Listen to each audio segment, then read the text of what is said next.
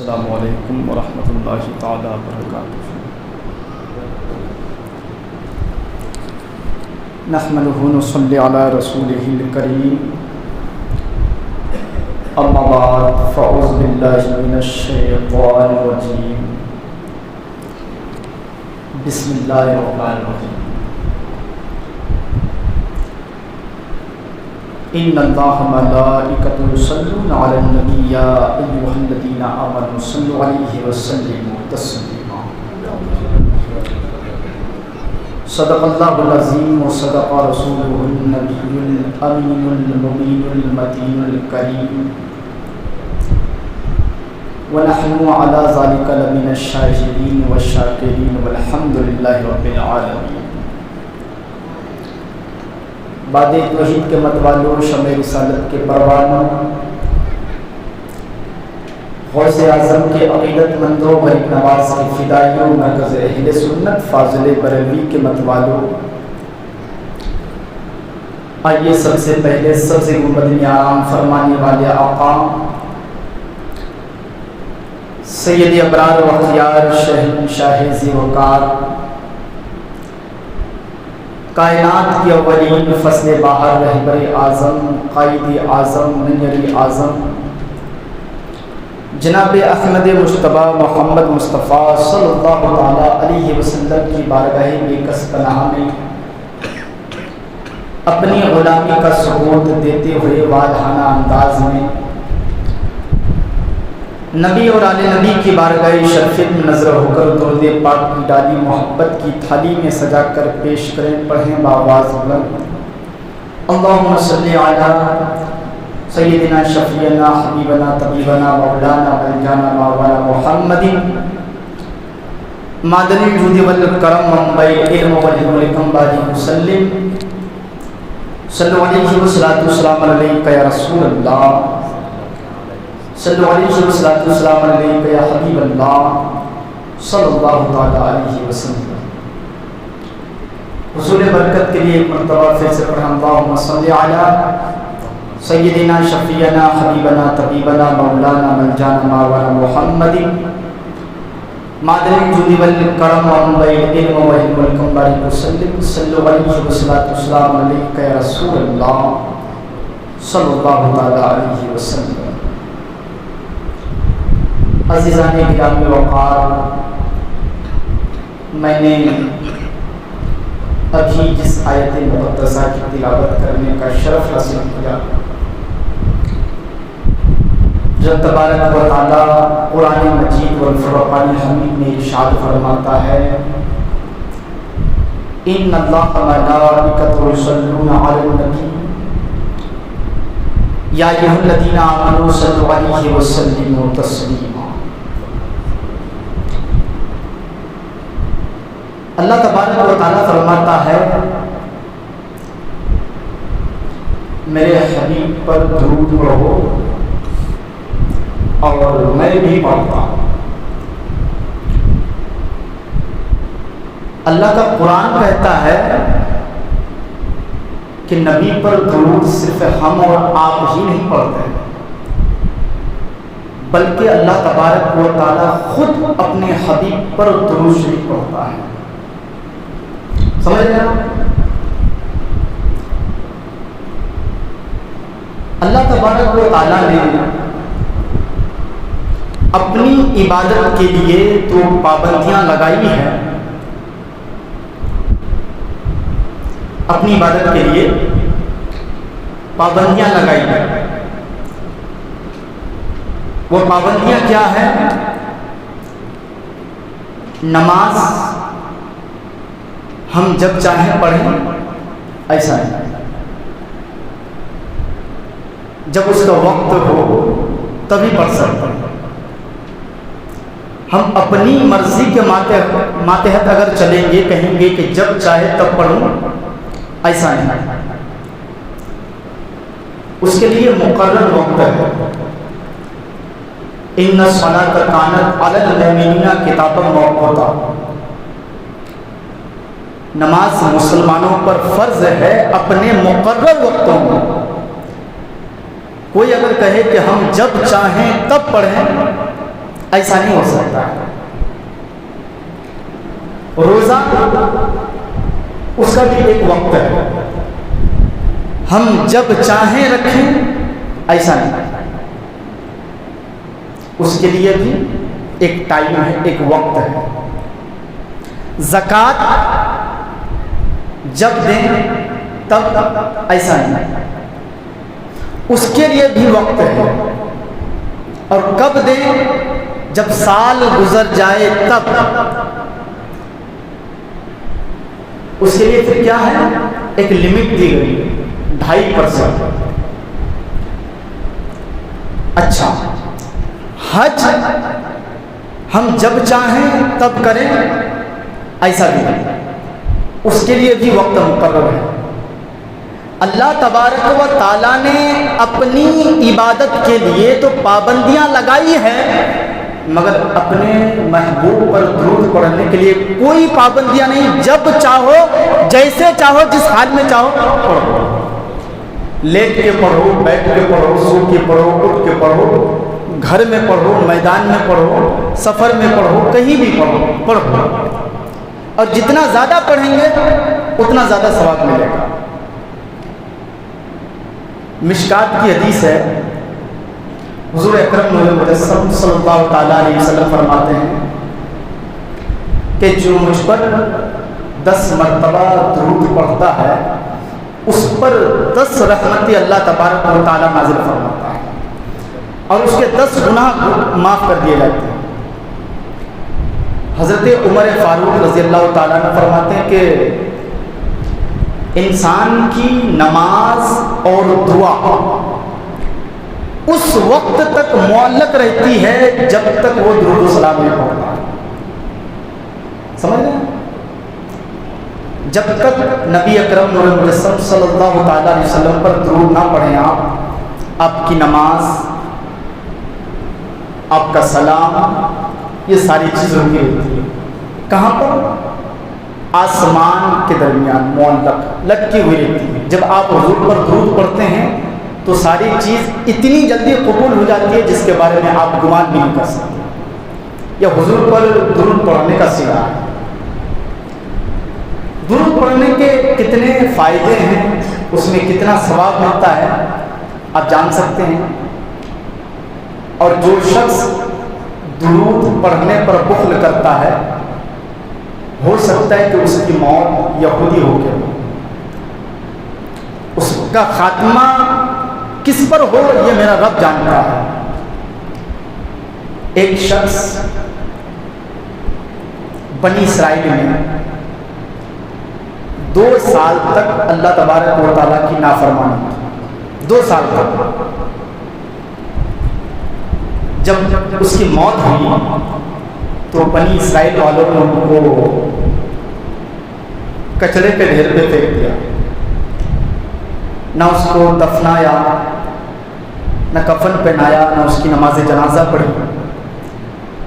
اس لیے یہ سمجھ کر کے ان لوگوں نے کچڑے میں پھینک دیا کہ یہ تو اللہ اس کے رسول کی شان میں گستاخی کرتا تھا، اس کے لیے کہاں قبر کھودی جائے، اس کی نماز جنازہ کہاں پڑھی جائے. یہ سب کچھ نہیں کیا گیا، اس لیے کہ وہ اللہ تبارک و تعالیٰ کی شان میں کیا کرتا تھا؟ گستاخی کرتا تھا. تو اللہ تبارک و تعالیٰ نے حضرت موسیٰ علیہ السلام پر وحی بھیجی اور اللہ نے فرمایا اے موسیٰ جاؤ، میرا ایک بندہ تمہاری قوم میں انتقال ہو گیا، اس کو تمہاری قوم نے جو ہے مٹی کے ڈھیر پر کچڑے میں پھینک دیا ہے، جاؤ. حضرت موسیٰ علیہ السلام پہنچے تو پورا رویہ دیکھا وہاں کا، پورا ماجرا دیکھا انہوں نے کہ یہ واقعی یہ شخص جو ہے گستاخ تھا اور لگاتار 2 سال تک اللہ اس کے رسول کی شان میں گستاخیاں کی. تو ان لوگوں نے جو بھی کیا ہے صحیح کیا ہے. پھر حضرت موسیٰ علیہ السلام نے اللہ تبارک و تعالیٰ سے سوال کیا اے اللہ یہ تو واقعی گستاخ تھا اور تمہاری شان میں انہوں نے 2 سال تک نافرمانی کی، مگر اس کے لیے کیا سلوک کیا جائے؟ اللہ تبارک و تعالیٰ نے حضرت موسیٰ سے فرمایا اے موسیٰ اس کو اس کچڑے سے لے آؤ، مٹی کے ڈھیر سے اٹھا لے آؤ، اس کی نماز جنازہ بھی پڑھو، اس کے لیے قبر کھودو اور اس کو دفناؤ۔ تو موسیٰ علیہ السلام نے پھر اللہ تبارک و تعالیٰ سے سوال کیا اے اللہ مگر اتنا بڑا انعام اور اکرام کس لیے؟ یہ تو گنہگار ہیں، بدکار ہیں، تیری شان میں گستاخی کی، جنہوں نے دو سال تک تیرے حبیب کی شان میں، اس کے لیے اتنا اچھا سندیش، یہ ایسے کیسے ہو سکتا ہے؟ یہ انعام کس وجہ سے مل رہا ہے ان کو؟ تو اللہ تبارک و تعالیٰ نے فرمایا اے موسیٰ سن، اگرچہ یہ میرا گستاخ تھا، اگر 2 سال تک انہوں نے میری شان میں گستاخی کی، تو مگر یاد رکھنا یہ جب بھی توریت پڑھتا تھا تو توریت میں جب میرے حبیب کا نام آتا تو درود بھی پڑھتا، اپنے دونوں انگوٹھوں کو بھی چومتا۔ اس کی یہ ادا مجھے بہت زیادہ پسند ہے، اس وجہ سے میں نے اس کو بخشا۔ سمجھ گیا؟ اس کی وجہ سے گستاخ تھا وہ، مگر اللہ کے حبیب پر درود پڑھنے کا اتنا بڑا صلہ ملتا ہے، اتنا بڑا جزا ملتا ہے کہ بخشش ہو۔ اب بتائیے ہم 50 سال تک اگر عبادت کرتے ہیں تو ہم یہ بھی نہیں کہہ سکتے کہ ہم اپنی عبادت کے بنیاد پر جنت میں جا سکتے ہیں یا اللہ تبارک و تعالیٰ مجھ سے راضی ہو سکتا ہے۔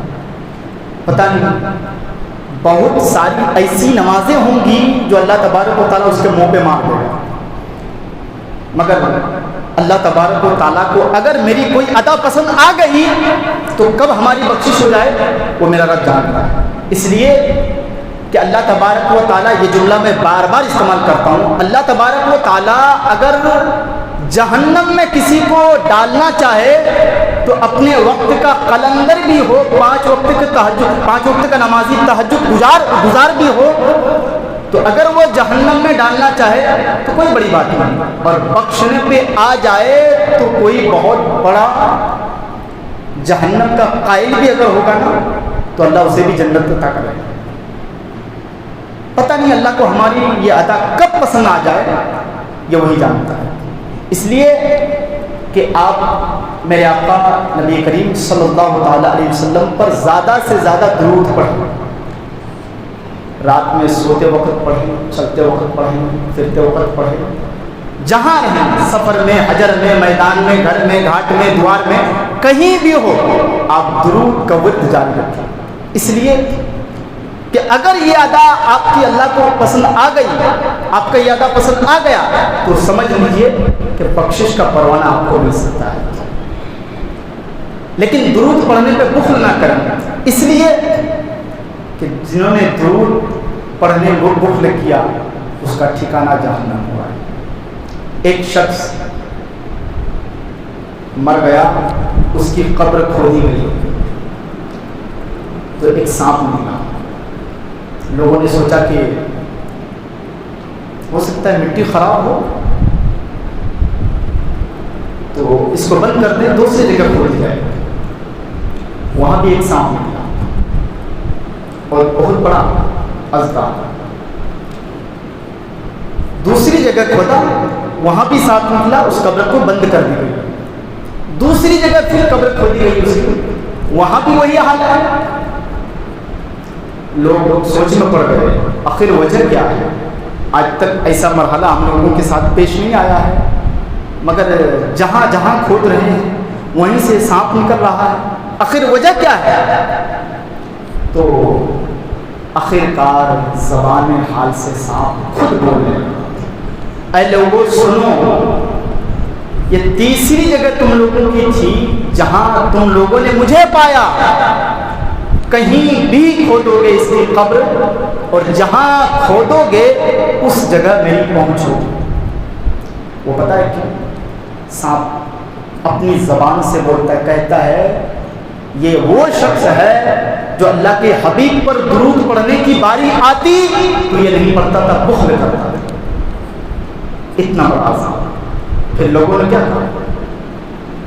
لوگوں نے سوچا، اب لوگوں کے دماغ میں تو یہی بات آئے گی نا کہ یہ معاملہ اللہ کا ہے، ہم لوگ کچھ نہیں کر سکتے۔ جو وہ کر سکتا ہے وہ ہم نہیں کر سکتے ہیں. تو اسی وجہ سے پھر لوگوں نے اسی جگہ دفنا دیا. درود نہ پڑھنے پر اتنا بڑا عذاب ہے, سوچ سکتے ہیں کبھی نہیں. اس لیے اللہ کے حبیب فرماتے ہیں کہ جو شخص مجھ پر درود پڑھتا ہے اور نماز کے بعد دعا کے بعد مجھ پر درود و شریف کے بعد سلام پڑھتا ہے, اس پر میری شفاعت واجب ہو جاتی ہے. من زارا قبری وجبت لہو شفاعتی, اور جس نے حضور کے قبر انور کی زیارت کی اس پر بھی شفاعت واجب ہو جاتی ہے. اتنا بڑا انعام اللہ تبارک و تعالیٰ نے درود پڑھنے پر ہم سب کو دیا ہے. اچھا, ایک مدعے کی بات ہے, بندوں پر اللہ تبارک و تعالیٰ نے نماز فرض کیا, روزہ فرض کیا, زکوٰۃ فرض کیا, حج فرض کیا, بہت ساری چیزیں ہیں. مگر اگر دیکھا جائے تو نماز ہم پڑھتے ہیں اس لیے کہ نماز ہم پر فرض ہے, اللہ پر انہوں نے فرض کیا. سنیں, دھیان سے سنیں اس بات کو. نماز اللہ تبارک و تعالیٰ نے بندوں پر فرض کیا ہے تو بندہ ہی پڑھتا ہے, اللہ نہیں پڑھتا. اس لیے کہ ضرورت ہم کو ہے, ہم پر فرض ہے. روزہ اللہ رکھواتا ہے, رکھتا نہیں, سمجھ, ہم پر فرض ہے, ہم ہی رکھیں گے, اللہ نے رکھے. زکوٰۃ ہم دیتے ہیں, ہم پر فرض ہے, اللہ نہیں دیتا ہے. کیوں نہیں دیتا؟ اس لیے ایک جملہ کہ ہم کو بے حساب چاہیے اور وہ بے حساب دینے والا ہے.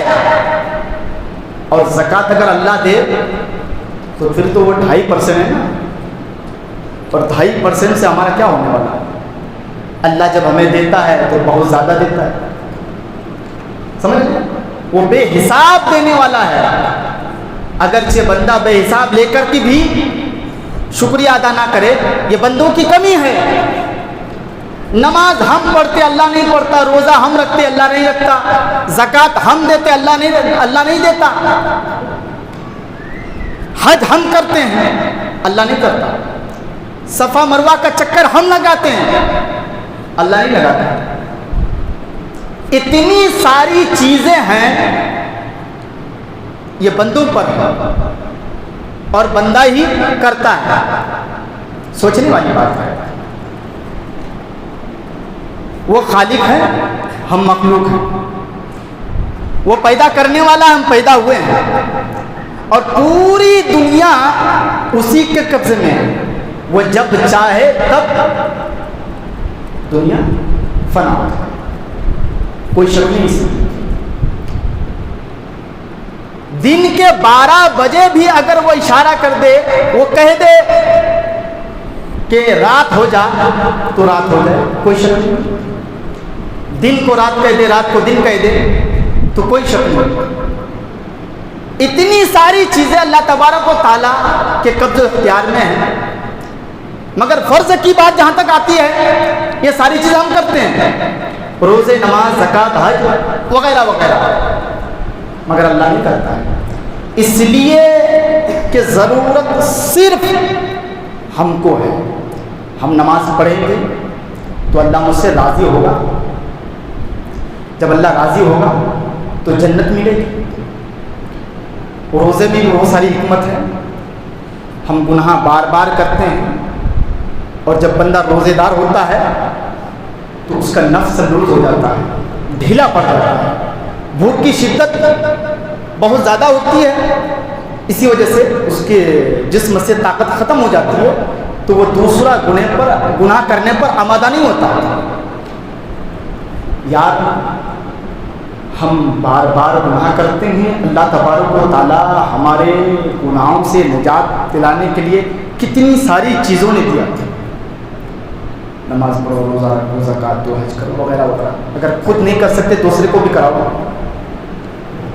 اتنی ساری چیزیں ہم کرتے ہیں، مگر کوئی ایسا بھی کام ہے جو اللہ تبارک و تعالیٰ خود بھی کرتا ہے؟ بندے ہونے کے ناطے اگر آپ نے پوچھ ہی لیا تو کیا حد ہے؟ مگر اللہ تبارک و تعالیٰ قرآن مجید میں فرماتا ہے ہاں روزے اگر ہم نہیں رکھتے بندوں سے رکھواتے، زکوٰۃ اگر ہم نہیں دیتے بندوں سے دلواتے، حج اگر ہم نہیں کرتے بندوں سے کرواتے. اتنی ساری چیزیں ہم کرتے نہیں، مگر ایک چیز ہے ہم خود بھی کرتے ہیں اور بندوں سے بھی کرواتے. وہ کیا پتا؟ وہ درود پاک ہے.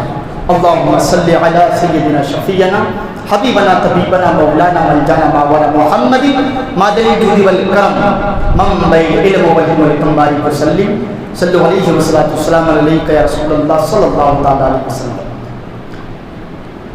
یہ درود ہے.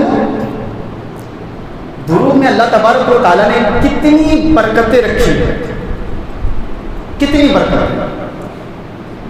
اب کتاب کھولیں، پڑھیں، سمجھیں، پتہ چلے گا اس میں کیا کیا ہے. کوئی انکار نہیں کر سکتا ہے. ان اللہ ملائکۃ یصلون علی النبی یا ایھا الذین آمنوا صلوا علیہ وسلموا تسلیما. یہ قرآن کی آیت ہے اور اس کا ترجمہ یہ ہے بے شک اللہ اس کے فرشتے پڑھتے ہیں. اگر ہم صرف حضور پر درود نہیں پڑھتے تو حضور کی شان میں کوئی کمی آتی؟ کبھی نہیں، کبھی نہیں. یہ ایک ہم ہیں جو حضور پر درود پڑھنے پر کاہلی کرتے ہیں. ارے سمندر کی مچھلیاں پڑتی ہے، زمین کے کیڑے مکوڑے پڑتے ہیں. سورہ نمل ایک آیت ہے، آپ اس کو کبھی پڑھیں،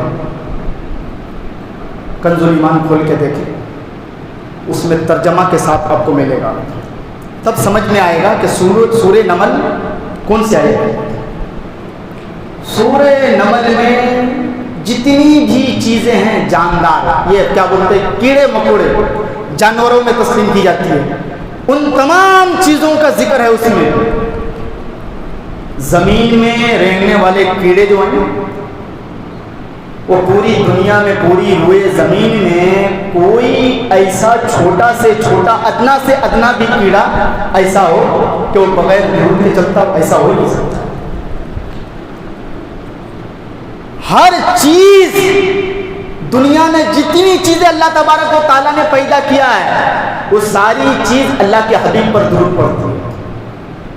ایک ہم ہے جو کاہلی کرتے ہیں، یہ جانتے ہیں. اور اللہ تبارک و تعالیٰ نے پھر سب سے زیادہ قد خلقنا الانسان فی احسن تقویم.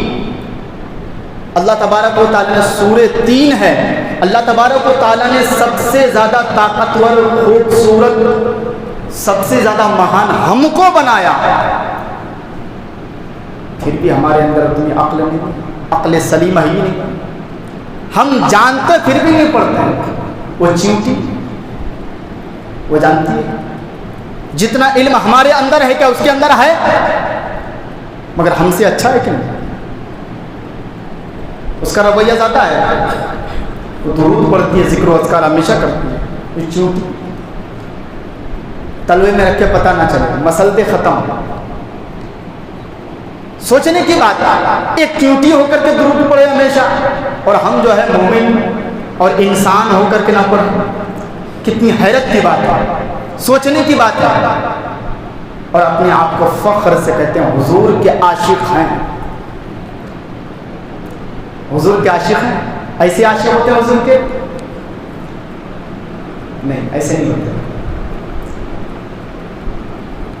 ایک شعر ہے نا کہ یہ عشق نہیں آسان، ایک آگ کا دریا ہے اور ڈوب کے جانا ہے.